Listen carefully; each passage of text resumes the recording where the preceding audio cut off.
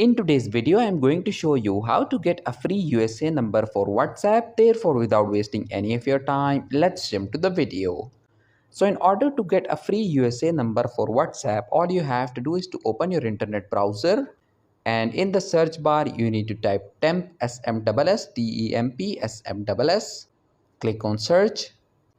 Now scroll down. Here you will see the USA flag, and below that flag you will see this option free USA number, so click on it. Again scroll down. These are the USA numbers that you can use to create your WhatsApp account. So select any one and click on this receive SMS option.